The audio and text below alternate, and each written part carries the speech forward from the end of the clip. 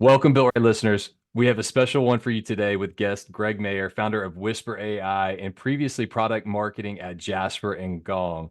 And for those that don't know what Whisper is, it's an AI tool that turns your podcast into content engines with one click using AI. So this tool immediately caught my attention because that's what we're doing right now. We're podcasting, but it's actually an amazing example of the topic we're focusing on today. And that's how Gen AI is reducing the barriers to entry at an insane pace for anyone really with an internet connection to build insanely useful products faster than ever before. But welcome to the show, Greg. Yeah, thanks, Matt. You nailed it there. I mean, I'm excited to see what kind of content we can repurpose out of this episode. That'll be fun. Yeah, so that's a really good idea. We're Very going to meta. use Whisper AI on this episode and we'll give it a test run. But I want to start though with your journey. I like context setting with the guest journey. But what Mhm. was that tipping point for you going from Jasper, everything going on in Gen AI that kind of pushed you to say, I want to build my own thing? There's something happening here that I want to go and build my own thing. Yeah, there was a lot of factors and forces at play in my own life, and I think I always wanted to. Ever since I was a kid, I wanted to run my own business, and then moving into startups, that was a step in the direction of starting my own business, and that was like a theme of trying to get closer and closer to that point. And I got to this point where it was a combination of feeling like there was this window of opportunity open to build AI tools that were pretty revolutionary in solving pretty complex use cases, being able to build them relatively quickly and inexpensively. Like you don't need to raise a ton of money to go out and build an MVP and get traction. And I found that to be the case. And it was pretty incredible to see people buying it and getting psyched about it right away. And I Yeah. also, it was a unique aspect of in time in my life where I felt like I had very little responsibility, no mortgage, no kids, don't have a dog, and was like, That's the time to do yeah, if I don't do it now, it. it's just gonna get harder from here. So I'd rather get in the game now, basically. Yeah, it's crazy. I was actually just recording an episode with Heather Murray, who's an awesome AI evangelist, trainer, international speaker. And we were talking about how quickly things are moving. On one side, we were talking about you've never been closer to a starting line than you've ever been before with a major once, twice in a lifetime transformation.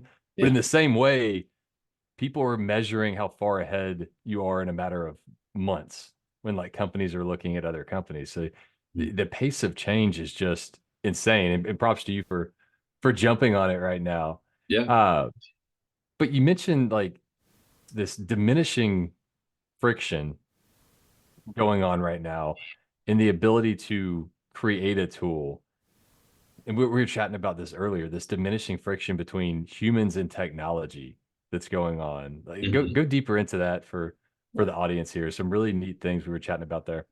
Yeah, I think there's this, I call it Mossberg's law. There's this guy, Walt Mossberg. He was a famous tech writer, and he wrote about the diminishing friction between humans and technology from like a computer the size of a house to Mm. down to now where smartphones and like where's that going to go? And I think there's a similar law of this diminishing friction between humans and creating technology and developing the coding languages getting easier, no code tools coming out, custom GPTs. Like we're taking steps towards it getting easier and easier to build things. And it feels like when you're building a custom GPT, they're fairly basic at the moment, but it's like a glimpse into the future of what software Mhm. development might look like for people like you and me. There's obviously always going to be developers that push the frontiers of technology, but that kind of like middle use case can be solved, I think, for folks like you and I. Will be like the friction will be way less than it even is today. And you hear Sam Altman talking about GPT-5 and AGI being Yeah. like sooner than we expect, which scares me and excites me, I think, equally. What are the ramifications of that on software development? I think that's one of the areas where we'll feel it first, to be honest. Yeah. It's insane to think about. It's like, how do you define AGI and the way he's talking about it? I'm excited to jump into it. I think it's going to be crazy to see where it actually goes to. But Mhm. getting back to building Whisper, like for you, what was the time from idea to having an MVP out, leveraging all this new tech that's out there, all these new kind of concepts around generative AI? Yeah, it was about a month. I was toying around with the idea. I wasn't sure if I was going to like fully pursue it. And I basically went out and started building like an MVP myself in Mhm. Bubble. I tried doing things like Replit bounties. I tried like finding people to work with, all this stuff. And then eventually I found a co-founder, was introduced to a technical co-founder and was like, "Hey, are you interested?" He was entrepreneurial, and basically within 2 weeks we had a working prototype MVP that was like pretty close to what we have today.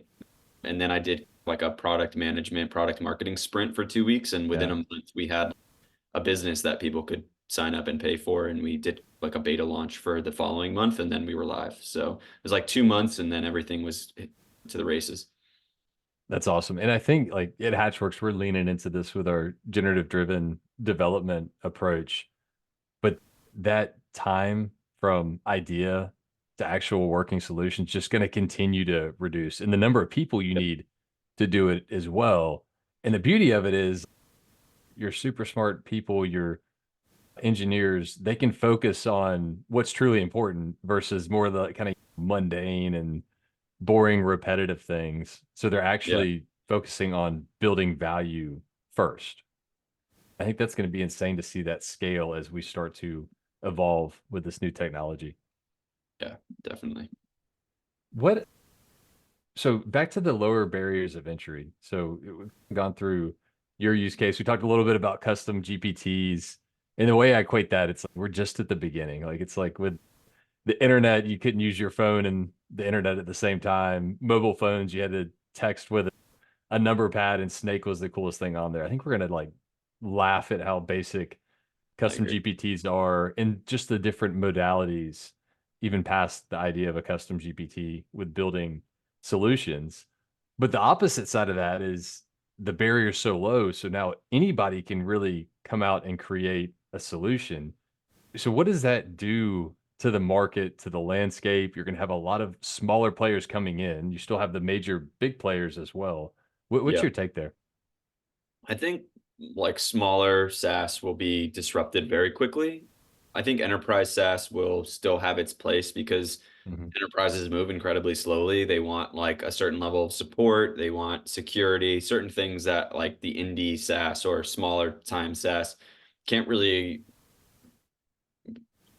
fix right away. But I think these like niche solutions where it solves a very specific pain point for a low price, I think Mhm. that will start to eat away at like the SMB side of an enterprise SaaS business. Yeah. And I think that, yeah, over time, it will, it's hard to imagine that SaaS as a business model will look the same in 5 to 10 years, right? Like, I Yeah. think this Yeah. way that we've been doing things just won't be sustainable anymore. And trying to understand what that means and like where the puck is going. I think like internal tools for enterprises, building those types Mhm. of things, or having a team that just builds all of your tools and supports them in one Yeah. shop. Like these types of new business models, I think will be more prevalent. All right. So let's go deeper here because you just opened Pandora's box a little bit Yeah. in terms of questioning the SaaS model, right?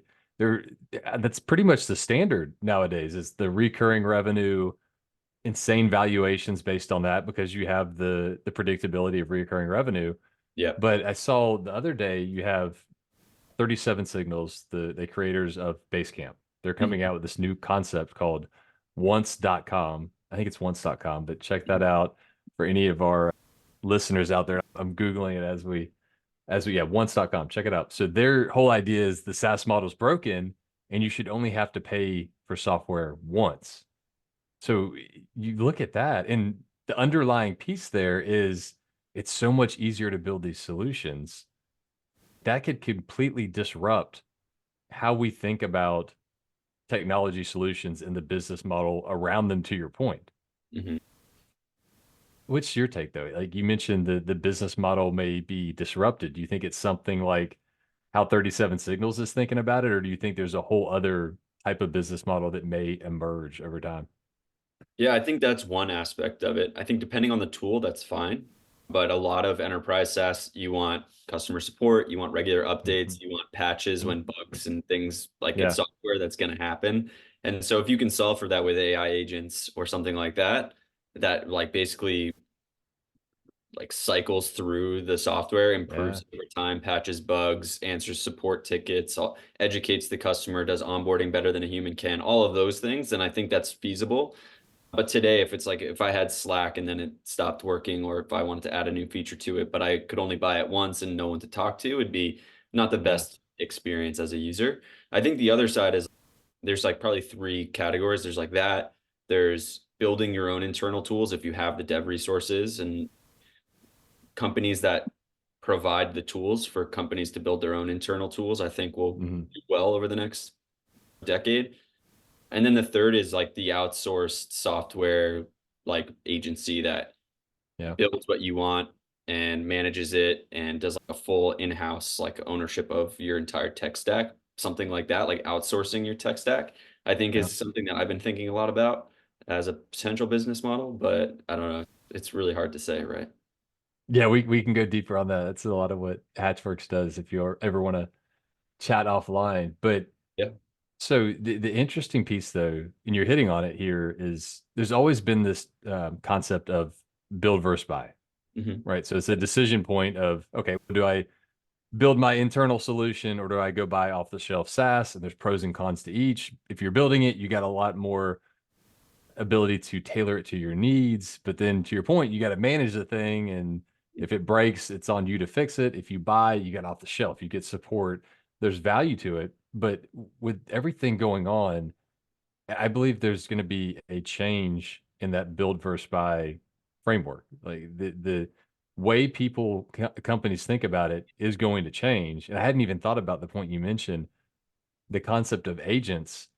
Can you employ agents in a sense that are doing a lot of the things that you previously got through the benefit of SaaS?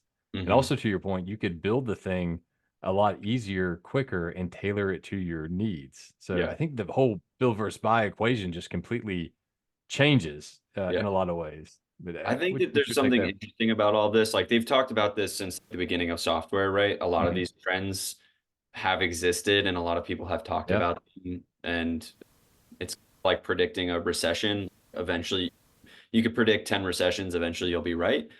It's a lot of these trends probably will manifest in the market. It's just like when they'll start to really take place. One trend that yeah, I'm really excited about that people have talked about a lot is the like importance of distribution in yeah, technology, and that's one of the barriers to entry. It's right now you can build a C plus product, and if you have a million followers, you're going to destroy someone who builds an A plus A plus yeah, product.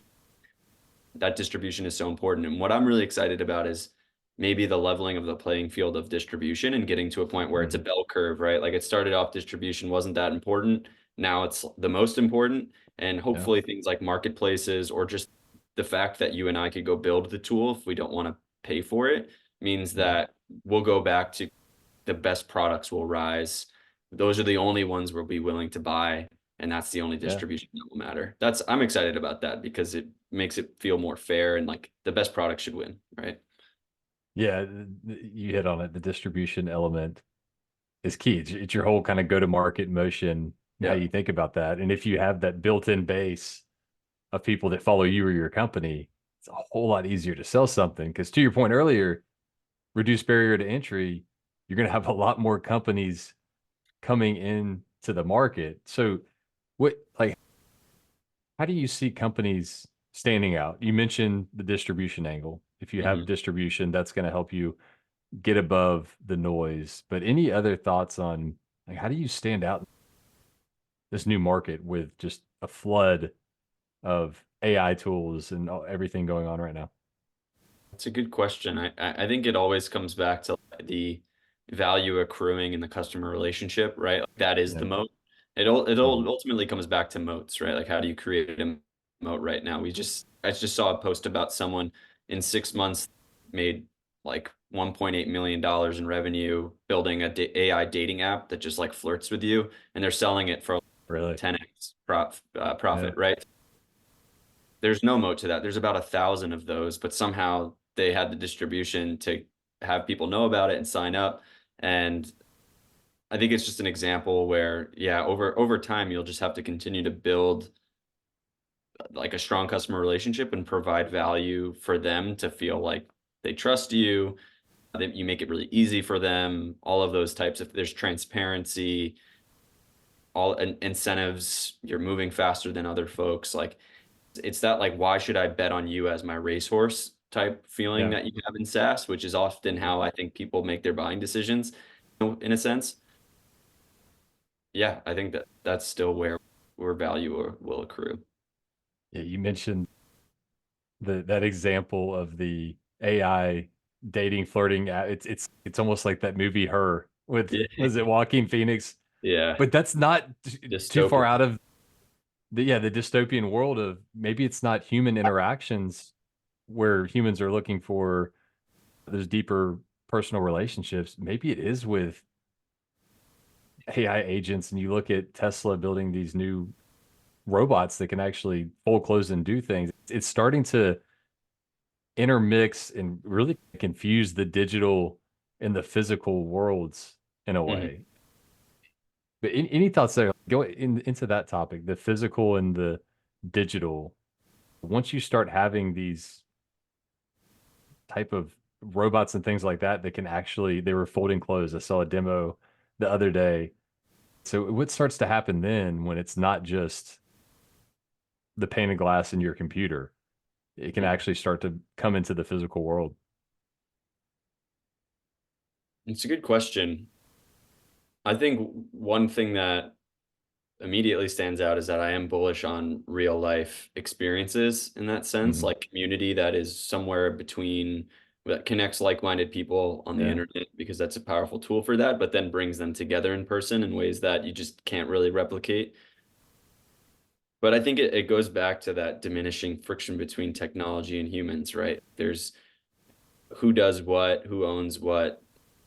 They're like some of these truly confusing societal questions will become Yeah. more prevalent, right? Yeah, it's going to be interesting to see how it evolves. But the point you mentioned, though, what's actually going to be differentiated and different is going to be the real Yeah, human connections, real experiences can't to fake it. where, yeah, exactly. That's going to be the interesting thing. Real art. That's going to be something that's differentiated in a sense. So that'll be, I have a feeling we'll have a pendulum that swings one way very far this way, and then you'll have pockets that kind of grow over time. Hmm. But going back to the idea of lowering barriers of entry, Yeah, let's get into the idea of raising money when you're building something, venture capital.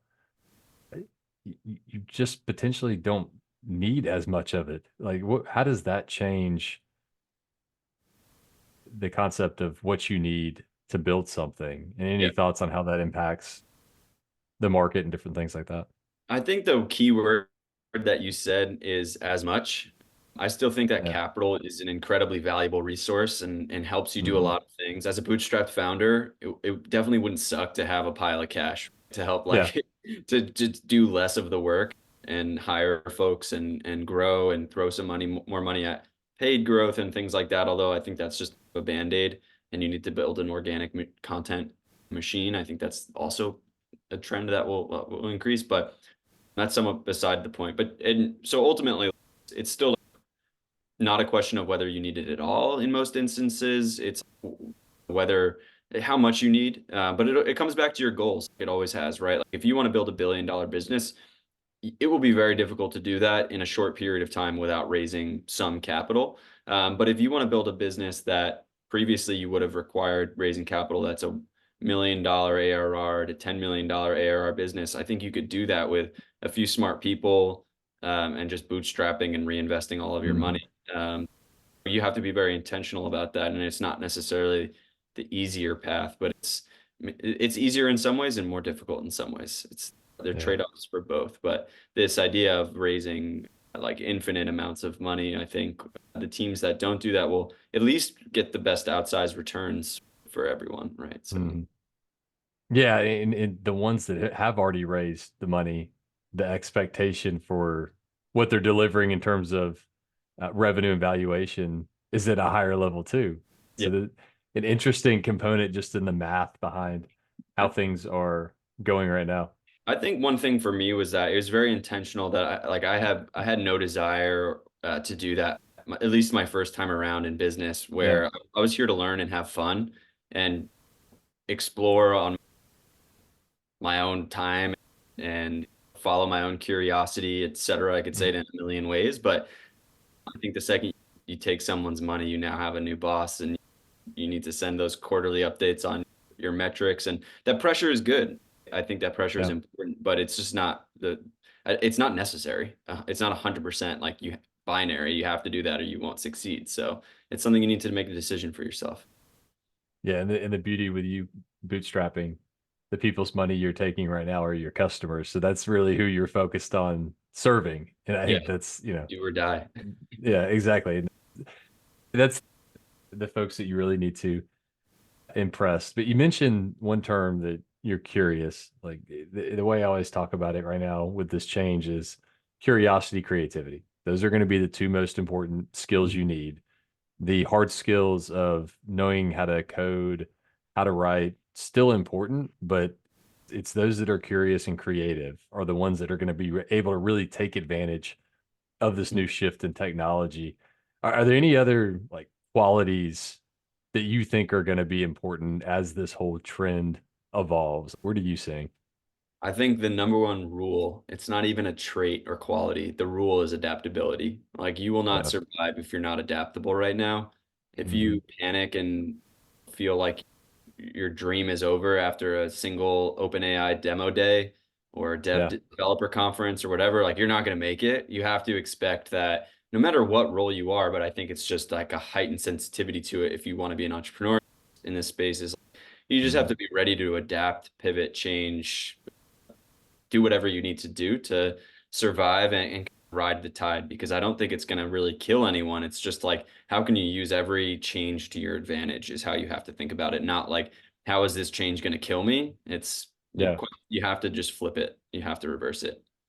Yeah. And you mentioned there this scenario of OpenAI having their dev day releasing something new, and it comes into this concept, which some may call it a dirty word, like the concept of AI wrappers.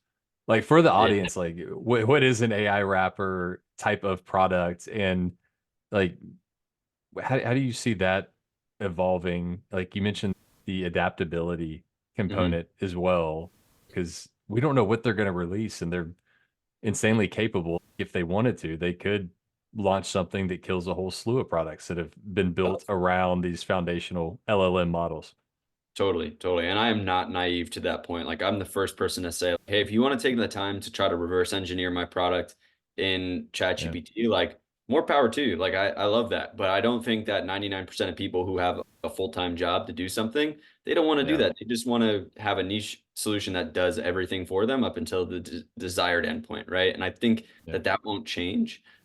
I think that that AI wrapper derogatory term I think is funny because it's like what technology isn't just a wrapper built on AWS or something. yeah, But yeah, I think the term just to explain it to listeners that haven't heard that is just the idea that it's just a UI built on top of a few API calls to ChatGPT, and that mm, there's no real difference between you going into that tool versus into ChatGPT. But I think that's a little bit of an oversimplification of what's happening most times. But I do think that it's built on the core technology of what yeah. ChatGPT can do, or any of these AI. There's plenty of AI APIs that you can tap into to solve use cases. So that's what I'm focused on doing. Yeah, and I take it a step further back too. Let's look at when Excel came out, right?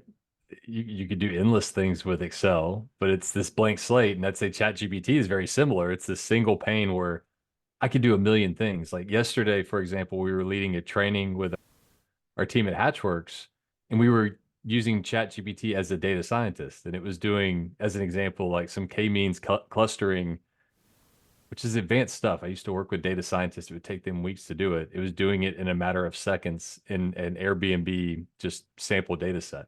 Yeah. But the insane thing is though, like you go back in time to Excel, right? Look at every SaaS product out there for most part. It's something that started as something you were doing in Excel and they made the experience easier because a lot of Yeah. people don't want to build something that, and it's harder to maintain when it's in Excel. It doesn't have the necessary guardrails and control on it. And I think we may see something similar with ChatGPT. Like each cool use case you can do in ChatGPT, we're going to start seeing people build products around these.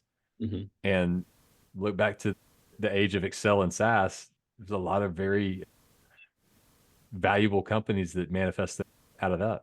Yeah, I think there's a discovery issue with ChatGPT. It's there's just too much that you Mhm. can do. I Yeah. think the GPT store could solve some of that, right? Like you go into the GPT store and search data science and you'll find the best tools for that. Yeah. And going back to the Excel example, I think that's a great example because like I worked in finance for a little while and you realize that like the American financial system is just an Excel wrapper. Like Yeah. everyone's just Yeah. It is. basically built on top of Excel, like everything. I always think that's a funny example. It's a good call out. Yeah. And I think you used to be at Citibank, if I'm not Yeah. mistaken. And I'm sure you've seen experiences where whole processes are still maintained on Excel. So much. It's So amazing much. what goes on. And that's not a knock on Citibank. That's just, I think, It's everywhere. normal across all companies. Yeah. Cool. All right, so I want to get into a couple rapid fire questions with you. What Gen AI technology tool, whatever it may be, most excites you outside of your own product Whisper?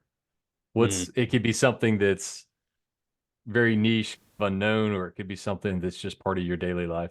Yeah. I think the thing that I'm most excited about is more looking forwards. I'm a big sci-fi reader. Like I'm always reading, Mm, like always have a sci-fi book going. And I think the future state that I'm most excited about is to be able to take any story that I'm passionate about and plug it into Midjourney or any other AI mm, model and say, take this script and turn it into a movie, or take this book yeah, and turn it into a short film, and I can go create my own entertainment. Because you hear about all these things all the time, and then you go to watch them, and it's just another Marvel movie. You're like, where's the good content? And I'm have all these creative ideas. I want to yeah, manifest that into the world, and that is super exciting to me. Not something I can use now, but you know. yeah. But you hit on a cool topic. I've seen people, and this is one of those on my to-do list. I played a lot with Midjourney, but less with the Pika Labs and Kriya, and there's some Runway, some other ones that kind of start to do the video element. Have you played around with any of those yet? Starting to actually animate some of the things you create in Midjourney? Yeah, I've played around with it, but it's purely out of my own intellectual curiosity, like nothing Yeah. I'd ever publish out in the world. And I also think there are cool use cases for that that are possible now. It's, if you're reading a book, maybe it's just for yourself and you want to animate it and have visuals Mhm. for it, or maybe it's like your kid is reading a book and you like they have to read some book for school that they're really bored about and it's not Yeah. interesting to them, go into Dolly and create really cool imagery around the book and help them visualize Yeah. it and tell a story that way. And that stuff's possible today. So I think those are really cool use cases that I'm excited about. Yeah. I've done two things with my daughter. So one is a storybook builder doing exactly what you said, just using the Dolly 3, Yeah. plugging with ChatGPT. Another one is like a choose your own adventure custom GPT where you come in and it's you've seen the movies and the books where you have a scenario that happens and then the reader is posed with a question. All right, do I go this path or that path? If you go this path, turn to this page. But instead, it's creating the imagery for the scenario and it's building the story based on that. So Yeah. cool examples there. But I agree with you. I think we're going to see, maybe it's this year. I don't know. There's going to be somebody that comes out with a truly AI generated movie, short movie, film. Mhm. But what's great is there's so many amazing creatives out there, so many great stories to be told, but they just don't have access or the budget to do these things. And now they do. The democratization of AI is happening in a lot of ways. Yeah. So, Yeah. who's your favorite person to follow right now in the AI world? Is there somebody that stands out that you follow a lot with everything going on? I'd have to think about that. I follow too many people on Twitter. It's like what Yeah. Spotify has done to my music taste. I'm like, I like a million artists, but I just know from the sound, it's ruined me as a patron. I'd have to think about that one. I'll come back to you. Yeah. Okay. We'll have to drop some in the comments of folks to follow. And then let me ask you this: what's one thing you would go back to your former self and give your advice before you got started? Maybe on before your journey starting Whisper. What's one bit of advice based on what you know now? There's so many little things that would just make me far more efficient. I think optimize everything you do to be able to move faster, going back to that Mm, adaptability. Like I built my yeah. website with Webflow. That slowed me down because I didn't know much about Webflow and it was a little unnecessary. Like I would have just used Framer or one of those tools and things that I could just iterate really fast and change Yeah. much easier. And I think getting more feedback after each step. Like I think I could break down like Mm, the approach that I would take now, is identify the problem, create a workflow like product requirements doc, get feedback, do positioning, get feedback, go to market mm, strategy, get feedback, build the MVP, get feedback, like at every stage, and kind of create like a little council for yourself of folks that are willing to give you that feedback. I think you just move so much faster and yeah. the light bulbs go off and you're like, why didn't I talk to this person 2 weeks ago? Like that just, I've been spinning my wheels. So that's a big one for me. And I'm doing more of Yeah, that now. that's the best advice you can give anybody. Get those feedback loops built in, iterate on them very quickly. Yeah. Because to your point, if you build in a silo, you're not going to know until you put a ton of work into it, and you're potentially setting yourself up for a lot of rework as well. Yeah. Yeah. So, Greg, appreciate having you on the podcast. Where can people find you, find Whisper AI? How do they find those things? Yeah. So we're just whisper.ai, which is pretty easy to find, but we are spelled slightly differently with a Y instead of an H. And then just LinkedIn. That's really where I'm spending most of my time. Also spend some time on Twitter, but just Gregory Mayer on LinkedIn. Feel free to connect and happy to talk about this stuff anytime. So yeah, thanks for having me on. Awesome. Appreciate it. That's whisper.ai, WISPER Yeah. .ai. Check it out. Really cool tool. Thanks, Greg. Thanks, Matt.